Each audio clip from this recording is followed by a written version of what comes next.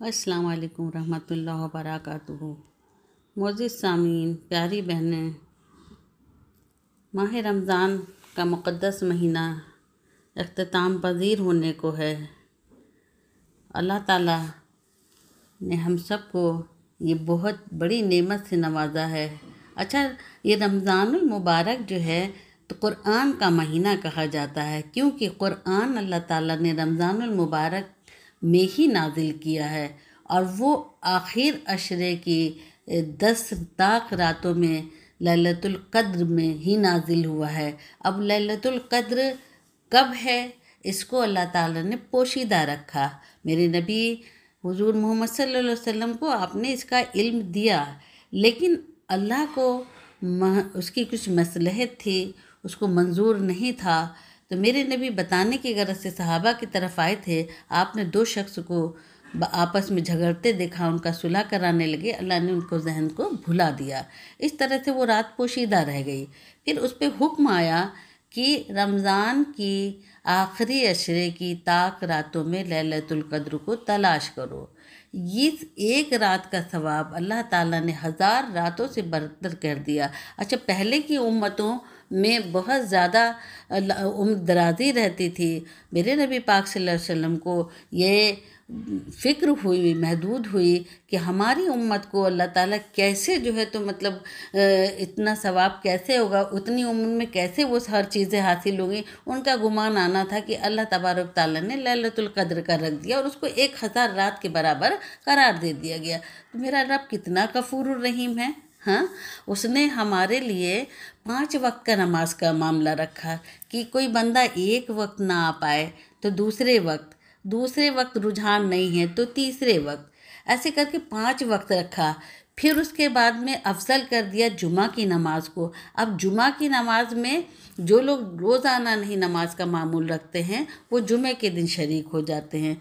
कुछ ऐसे भी हैं जिनको नहीं तौफीक हुई, जुमा को नहीं आए, वो ईदुल फ़ितर की नमाज में शरीक हो जाते हैं। अच्छा, रोज़ा रखने का भी यही मामला है। अल्लाह के नबी की तमाम से जो है हदीस मौजूद हैं और ख़ुद कुरान में अल्लाह तबारक ताला फरमाया है कि जो भी आकिल, बातिल और बालिग उन पे रोज़ा फ़र्ज कर दिया है। और ऐसा नहीं है, हमारा दीन जो है बहुत आसान है। सहूलतें भी रखी गई कि जो शख्स सफ़र में है या जो बीमार है उसके लिए कज़ा वाजिब कर दी गई कि आने वाले दिनों में वो अपनी तादाद को पूरा कर ले। बहुत सी हदीस मौजूद हैं, उनमें से चंद हैं कि हुज़ूर मुस्तफ़ा सल्लल्लाहु अलैहि वसल्लम ने फरमाया कि जिसने एक दिन का रोज़ा अल्लाह की रज़ा के लिए हासिल करने के लिए रखा, अल्लाह अज़्ज़वजल उसे जहन्नुम से इतना दूर कर देगा जितना कि एक कौवा जो अपने बचपन से उड़ना शुरू करे और यहाँ तक कि बूढ़ा हो के मर जाए। इसी तरह से और भी हदीसें हैं कि हुज़ूर सल्लल्लाहु अलैहि वसल्लम का इरशाद है कि जन्नत में एक दरवाज़ा है जिसे रैयान कहा जाता है।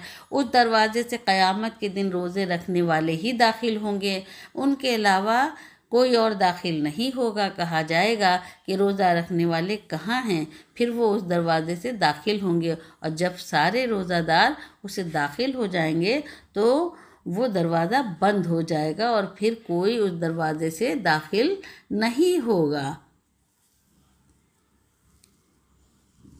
अब नीयत का दारो मदार है कि जब हम लोग रमज़ान आता है तो अल्लाह ताला मोमिनी के दिल में इतना खुलूस भरता है कि वो आने के रमज़ान की आमद में 2 महीना पहले से ही उसका इंतज़ार में लग जाते हैं। तो उनकी तो नीयत ही होती है कि वो रमज़ान के सारे रोज़े रखेंगे। तो नीयत का दारो मदार के बारे में भी हज़रत उमर बिन ख़त्ताब रज़ी अल्लाह ताला कहते हैं कि मैंने रसूलुल्लाह सल्लल्लाहु अलैहि वसल्लम को फरमाते सुना, आमाल का दारो मदार नीयत पर है और हर शख्स को उसकी नीयत के मुताबिक बदला दिया जाएगा।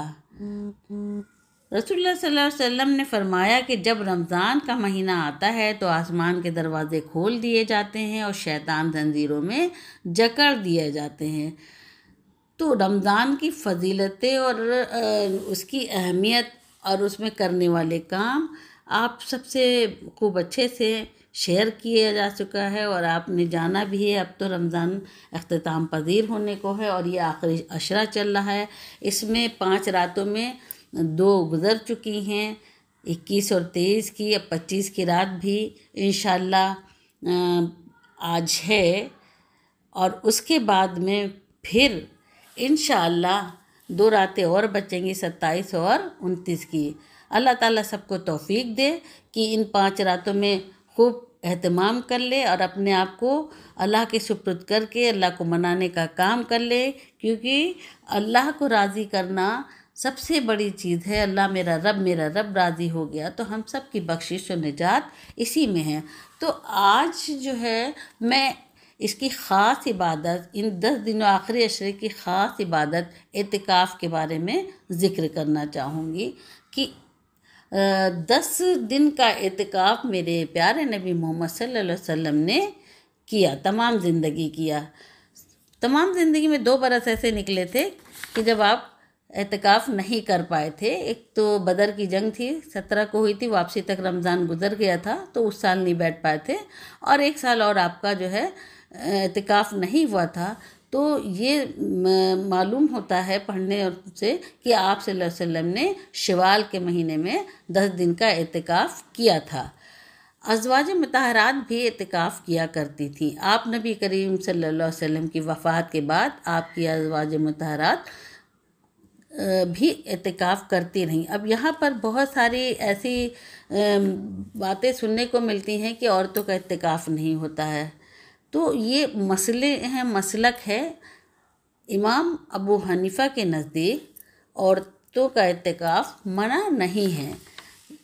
रमज़ान का एतिकाफ़ सुन्नत है, नफली एतिकाफ़ भी किया जाता है। अच्छा, इस सुन्नत वाला एतिकाफ़ जो है, आप मस्जिद में औरतों को जाने से मना किया गया, क्योंकि आप सल्लल्लाहु अलैहि वसल्लम की हदीस भी है कि जब औरतों के खेमे लगे थे तो आपने कहा था कि उनके खेमों को उखाड़ दिया जाए। लेकिन उस पर ये दलील नहीं मिली कि फिर औरतों ने घर पे किया कि नहीं किया। लेकिन ये भी मालूम हुआ है कि आप सल्लल्लाहु अलैहि वसल्लम की अज़वाज मुतहरात तमाम उम्र आपके दुनिया में रुखसत के बाद तमाम उम्र एतिकाफ़ करती रही हैं। तो एतिकाफ़ मना नहीं है। और एतिकाफ़ क्या है?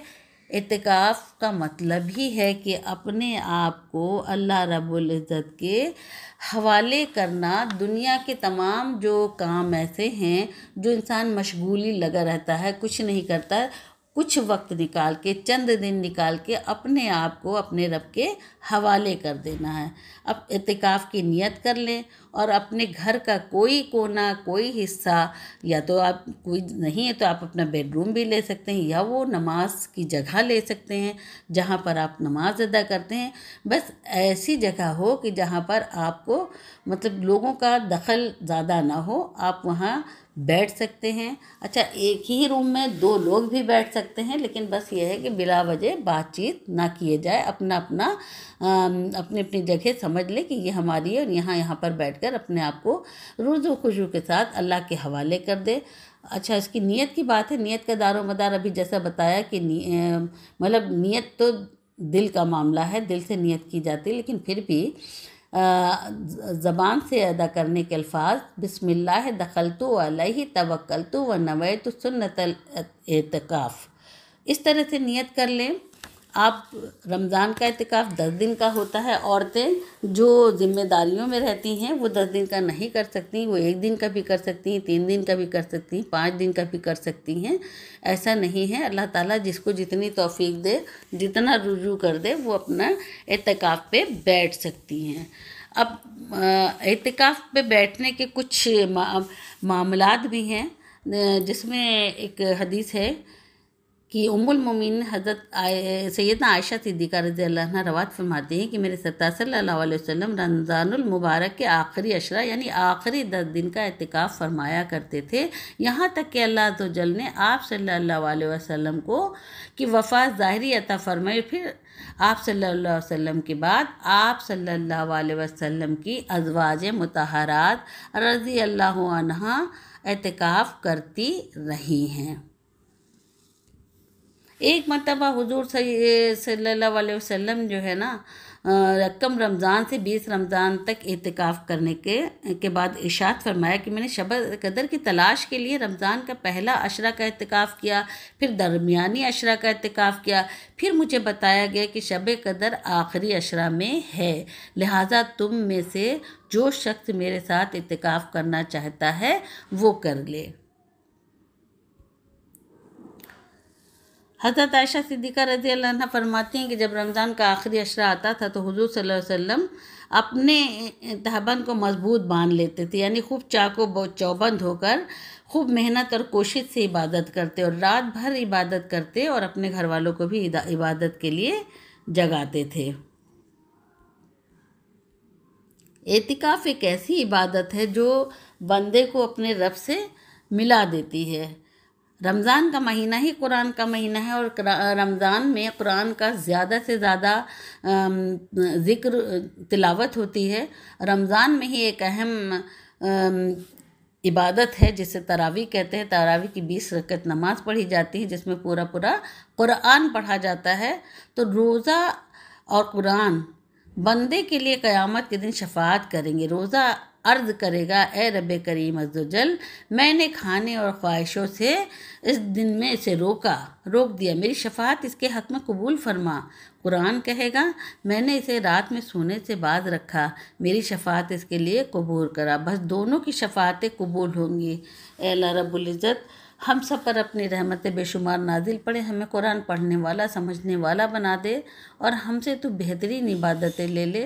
अच्छा, शब कदर में पढ़ने की ख़ास कोई इबादत नहीं है। आप तिलावत करें, ज़िक्र अफ़कार करें, कलमा पढ़ें, इस्तग़फ़ार पढ़ें। वैसे भी आपको पता है कि पहला अशरा रहमत, दूसरा मग़फ़िरत और तीसरा जहन्नम की आग से निजात का है। तो ये जो तीसरा अशरा मिला है इसमें खूब जमकर अल्लाह से इस्तग़फ़ार करते रहें, अपने लिए, अपने घर वालों के लिए, अपने दोस्तों के लिए, अहल ख़ानदान के लिए और तमाम उम्मत मुसल्लमा के लिए अल्लाह से बख्शिश और निजात मांगें। और ख़ास ये कहा गया है कि शब कदर में आप अगर एक हदीस से ज़ाहिर है कि अमीरुल मोमिनीन हज़रत सैयदना अली मुर्तज़ा सही शेर खुदा करमल्लाह वजह करीम फरमाते हैं कि जो कोई शब कदर में सूरतुल क़द्र 7 बार पढ़ता है, अल्लाह अज़्ज़वजल उसे हर बला से महफूज फरमा देता है और 70,000 फरिश्ते उसके लिए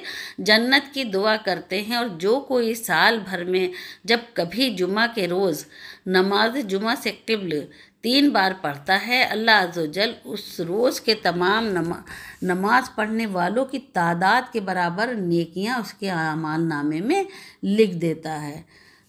तो अल्लाह ने कितनी बड़ी अल्लाह की शफ़क़त और रहमत है कि उसने हमको ऐसे ऐसे मौक़े फ़राहम किए हैं कि जिसमें हम अपने रब को राज़ी करने का पूरा एहतमाम कर सकते हैं। तो अब ये रमज़ान का आखिरी अशरा, आखिरी गिने हुए चंद दिन हैं। जो बहनें एतिकाफ़ करना चाहती हैं वो एतिकाफ़ में कुछ तो बैठ चुकी होंगी, कुछ बैठना चाहती हैं, अभी वक्त है, एतिकाफ़ कर सकती हैं। एतिकाफ़ देखिए, ये रमज़ान वाला एतिकाफ़ जो है सुन्नत है और नफली एतिकाफ़ भी इमाम अबू हनीफ़ा के नज़दीक रखा जाता था। से पता चला है कि जैसे औरतें हैं दिन भर काम में मसरूफ़ रहती हैं और उनको वक्त नहीं मिलता है, तो वो किसी भी दिन, जुमा के दिन, पीर के दिन, किसी भी दिन, किसी भी वक्त, दिन के किसी, जैसे फ़र्ज़ कर लीजिए कि असर और मग़रिब के दरमियान का जो वक्त है, अपने आपने नियत कर ली कि मैं असर से मग़रिब के दरमियान एतिकाफ़ करती हूँ, तो आप उतनी देर खामोशी से अपने ही मुसल्ले पे बैठकर, अपने ही जगह पर कोने में बैठकर बहुत अच्छे से इबादत कर सकती। मतलब यहाँ पर यह भी होता है कि उस वक्त ना आपसे कोई नाराज़ होगा, ना आपसे कोई काम कहेगा और आप अपने आप को अल्लाह के हवाले करके उतनी देर इबादत में मशगूल रह सकते हैं। तो ये भी बहुत अच्छा तरीक़ा है, इसमें कोई बिद्दत नहीं है, बल्कि इस तरह से हमारी बहनें अगर करें तो अच्छा है।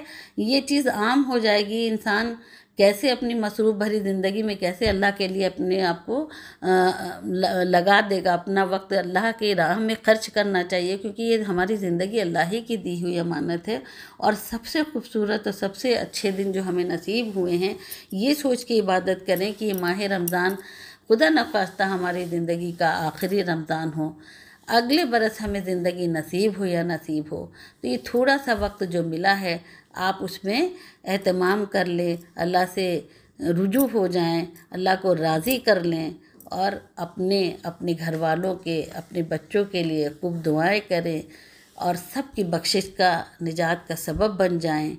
तो इस शब कदर में लैलतुल क़द्र को तलाश करें, क्योंकि ये 1000 बरस के बराबर इसका सवाब है।